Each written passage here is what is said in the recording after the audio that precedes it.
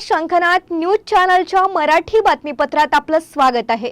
बघूयात आजच्या महत्त्वाच्या घडामोडी। आज महाराष्ट्रासाठी आनंदाची गोष्ट आहे असे म्हणत मुख्यमंत्री देवेंद्र फडणवीस यांनी प्रधानमंत्री आवास योजनेअंतर्गत 20 लाख घरांची घोषणा झाल्याबद्दल प्रधानमंत्री नरेंद्र मोदी यांचे महाराष्ट्राच्या वतीने आभार मानले। ते म्हणाले, यापूर्वी 6.50 लाख घरं मंजूर झाली होती। आता अतिरिक्त 13 लाख घरं मंजूर करण्यात आली आहेत। त्यामुळे एका वर्षात 20 लाख घरं गरिबांना मिळणार आहेत। देशातील कोणत्याही राज्यात एवढ्या मोठ्या प्रमाणात घरांची बांधणी झाली नाही। मुख्यमंत्री पुढे म्हणाले की उर्वरित लोकांना पुढील वर्षी घरं दिली जातील। निकषांमध्ये बदल करून येत्या 5 वर्षांत सर्वांना घर मिळणार असल्याचा विश्वास त्यांनी व्यक्त केला। त्यांनी प्रधानमंत्री नरेंद्र मोदी यांचे महाराष्ट्राच्या वतीने आभार मानले। राहुल गांधी यांच्या महाराष्ट्र दौऱ्यावर टीका करताना फडणवीस म्हणाले, राहुल गांधी केवळ राजकीय हेतूने आले होते। ते जातीय विद्वेष निर्माण करण्याचा प्रयत्न करत आहेत। बीड प्रकरणी न्यायालयीन चौकशी सुरू असून मारहाणीतून मृत्यू झाला असल्याचे समोर आले तर दोषींना सोडले जाणार नाही असेही त्यांनी स्पष्ट केले। छगन भुजबळ यांच्याबाबत बोलताना फडणवीस म्हणाले, भुजबळ आमचे नेते आहेत, त्यांच्याबद्दल आम्हाला आदर आहे। अजित पवार यांना पक्ष राष्ट्रीय स्तरावर नेण्याची इच्छा आहे, त्यामुळे भुजबळांना राष्ट्रीय स्तरावर जबाबदारी दिली जाणार आहे। बीड प्रकरणी कोणालाही सोडले जाणार नसल्याचे सांगत मुख्यमंत्री म्हणाले, या घटनेची सखोल चौकशी सुरू असून दोषींवर कठोर कारवाई होईल। आपल्याला सांगितलेलं आहे, वारंवार सांगण्याची आवश्यकता नाही। त्या ठिकाणी सगळ्या राज्यांचे चित्ररथ असतात, आपल्यालाही बोलवण्यात आलेलं आहे। मात्र त्यातले 15 चित्ररथ हे रस्त्यावर असतात, बाकी एका ठिकाणी लोकांकरता पाहण्याकरता ते ठेवले जातात। आलटून पालटून राज्यांना संधी मिळते। गेले 4 वर्ष आपल्याला संधी मिळाली होती, म्हणून यावर्षी आपल्याला संधी नाही आहे। मागच्या वर्षी मोठ्या 3 राज्यांना संधी नव्हती, त्यामुळे याच्यात काही वेगळं होत आहे किंवा महाराष्ट्राला डावललं जात आहे वगैरे असं काही नाही आहे। तथापि आम्ही पुन्हा एकदा विनंती करून बघणार आहोत की समजा अजून काही तुम्ही जर इन्क्लूड करणार असाल तर महाराष्ट्राचा करा, पण याच्यामध्ये हे रुटीन आहे, याच्यामध्ये कुठलंही वेगळेपण नाही। पवार साहेबांनी मला एवढंच सांगितलं की या दोन्ही ठिकाणी तुम्ही लक्ष घाला। मी त्यांना सांगितलं, मी पूर्ण लक्ष घातलेलं आहे।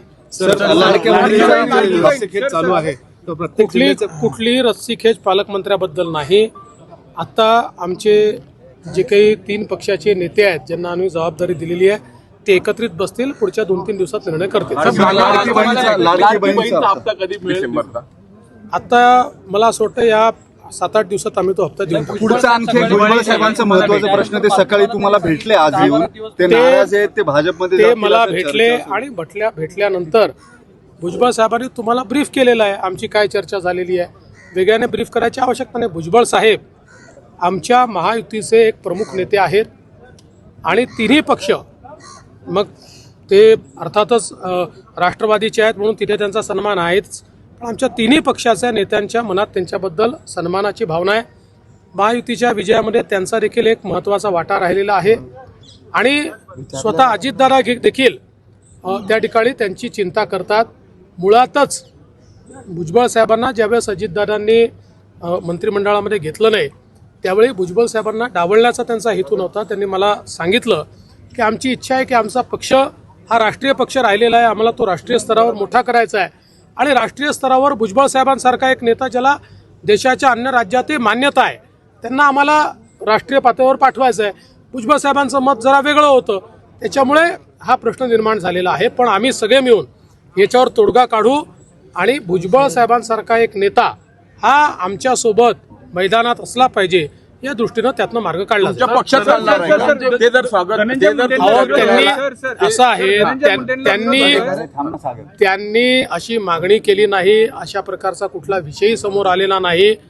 शेवटी राष्ट्रवादी काँग्रेस, आम्ही आणि शिवसेना ती काय एकत्रित आहोत ना, त्यामुळे आम्ही कशाला म्हणजे अशा प्रकारचे काही भावनाच नाही आहेत। आम्ही एकत्रित आहोत, निर्णय एकत्रित करायचे आहेत आणि त्यांच्याबद्दल 3ही पक्षांमध्ये आदर आहे। सर, मराठा क्रांती मोर्चाने पुन्हा भेटूयात नवीन बातमीपत्रासह। तोवर नमस्कार।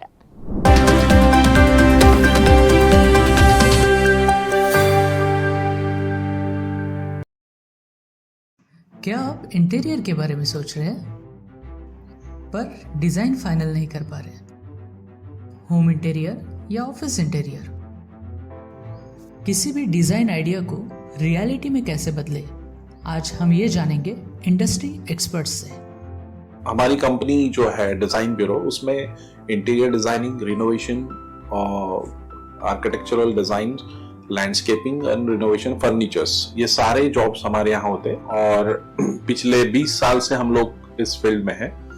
और इसमें 2 से 3 कैटेगरी आप इसको डिवाइड कर सकते हैं, जिसमें कि हम रेसिडेंशियल बोलते हैं, कमर्शियल बोलते हैं और रिनोवेशंस बोल सकते हैं। बेसिकली क्लाइंट्स की नीड्स को अंडरस्टैंड करना, सो नीड बेस्ड एनालिसिस हमारे यहाँ होता है।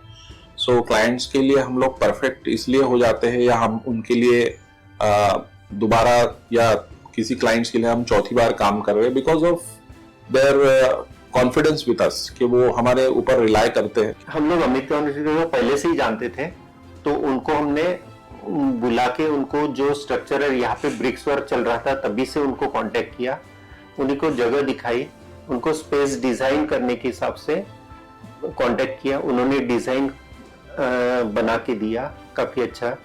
जो भी उसमें जो भी चेंजेस थे उनको वर्कआउट किया हमने। जब जो मटेरियल लेना था वो साथ में हमारे आए, सिलेक्शन के लिए आए, वो जो भी सारा सिलेक्शन उन्होंने काफी अच्छे से करवाया। जो भी उसके बाद में जो एक्सपेक्ट था उससे ज्यादा बेटर ऑफिस उन्होंने बनवाया। बजट अगर आपका लिमिटेड है तो लिमिटेड बजट में भी आप एक अच्छा इंटीरियर कर सकते हैं, ये हमारा विश्वास है।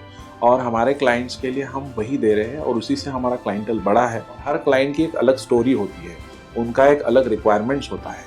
कई बार ये सारा मिस आउट हो जाता है, हम अपने डिज़ाइन उन पे लाते हैं, वो नहीं होना चाहिए। उनको क्या चाहिए वो हम डिलीवर कर सकते हैं, बस वो उनके बारे में हमको समझना पड़ेगा। तो हमारे इसमें हम एक ही बोलते हैं कि ड्रीम कम्स ट्रू। आप ड्रीम देख रहे हो, हम उनको फुलफिल करेंगे, वो हमारी रिस्पॉन्सिबिलिटी है।